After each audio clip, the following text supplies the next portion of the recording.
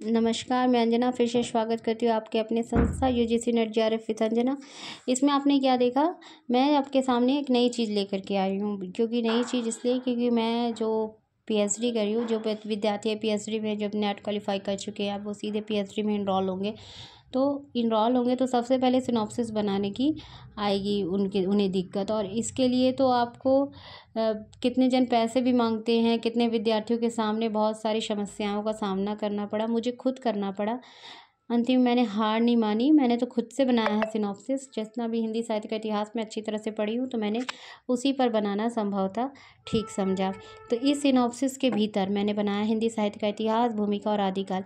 तो इसके प्रस्तावना में मैंने दिया, हिंदी साहित्य के इतिहास दर्शन से मतलब है कि साहित्य के इतिहास को समझने के लिए उनसे जुड़ी परंपराओं का विवेचन करना, साहित्य के इतिहास को समझने के लिए उसके जुड़ी सामाजिक, राजनीतिक, सांस्कृतिक वातावरण का भी अध्ययन करना आवश्यक है। साहित्य इतिहास लेखन में एक जटिल प्रक्रिया है।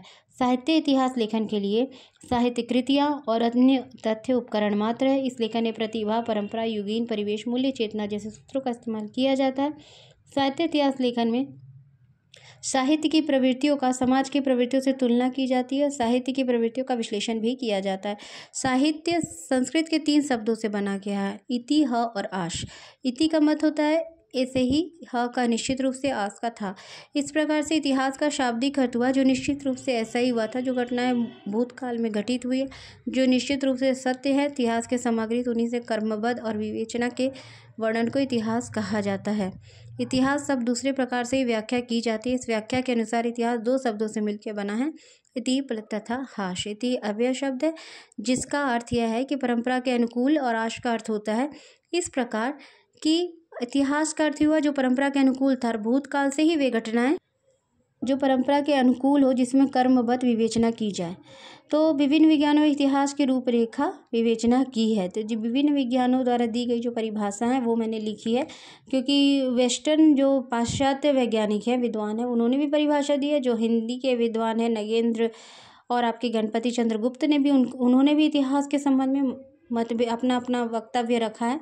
तो सभी की परिभाषाओं लेकर के मैंने सिनॉप्सिस के प्रस्तावना में रखा। तो विभिन्न विद्वानों दी गई परिभाषाएं, हीगल, इतिहास केवल घटनाओं का अन्वेषण ही, संकलन पात्र नहीं, अपितु इसके भीतर की कार्यकरण संबंध विद्यमान है। दूसरा आपका गणपति चंद्र गुप्त, अतीत के किसी भी तथ्य या तत्व के प्रवृत्तिकरण के वर्णन, विवरण, विवेचन, विश्लेषण जो काल के विशेषता, कालक्रम की दृष्टि से किया गया हो, इतिहास कहलाता है। कॉलिंगवुड, जो पाश्चात्य विद्वान है, इतिहास धर्मशास्त्र या भूत विज्ञान की तरह एक चिंतन पद्धति है, जो एक प्रकार का शोध है, खोज है, अन्वेषण है। डॉक्टर नगेंद्र कहते हैं कि शुक्ल जी ने हिंदी साहित्य का इतिहास लिखा है। आज इतिहास का अध्ययन, विश्लेषण केवल साहित्य तक ही सीमित नहीं किया जा सकता, उसकी विषयगत प्रवृत्तियाँ और शैलीगत प्रक्रियाओं से स्पष्टीकरण के लिए उसे संबंधित राष्ट्रीय परंपराओं, सामाजिक वातावरण, आर्थिक परिस्थितियों, युगीन चेतना और साहित्यकार की व्यक्तिक प्रवृत्तियों का विश्लेषण करना पड़ता है। फिर एएच काफी के अनुसार साहित्य और दर्शन के लिए युग चेतना नामक आपको सिद्धांत दिया गया, जिसके अनुसार साहित्य के इतिहास की व्याख्या तदयुगीन चेतना के आधार पर की जाती है और इसके साथ ही पूर्ववर्ती परंपराओं को कुछ न कुछ प्रभाव रहता है। फिर तेन ने भी हिंदी साहित्य के बारे में कहा कि इन्होंने अपने अंग्रेजी साहित्य के इतिहास में भली भांति से स्पष्ट किया, किसी भी साहित्य के इतिहास को समझने के लिए उसे संबंधित जातीय परंपराओं, राष्ट्रीय और सामाजिक वातावरण एवं सामाजिक परिस्थितियों के वातावरण अध्ययन विश्लेषण के लिए आवश्यक है। इसके लिए उसे जाति, वातावरण, क्षण विशेष के 3 तत्वों को उल्लेख किया गया है। और अतः भारत और पाश्चात्य दोनों ही विद्वानों ने इतिहास के संबंध में अतीतकालीन घटनाओं से माना है। इस प्रकार से कहा जाता है कि इतिहास एक सामाजिक शास्त्र है और भूतकाल के राजनीतिक, सामाजिक और धार्मिक, सांस्कृतिक जीवन से परिचित कराता है और विभिन्न भागों में व्यक्त किया जा सकता है, जैसे राजनीतिक इतिहास, सांस्कृतिक इतिहास, साहित्यिक इतिहास।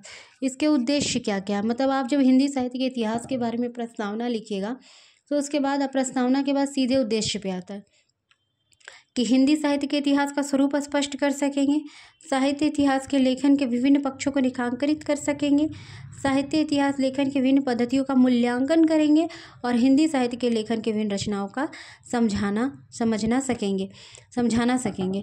तो ये उद्देश्य के साथ हम हिंदी साहित्य का इतिहास में लिखी थी प्रस्तावना के से। इसके आगे और भी है, तो आगे की जो वीडियो बनाऊंगी मैं, तो उसके बाद हम शोध की प्रासंगिकता पढ़ेंगे। ये इम्पोर्टेंट है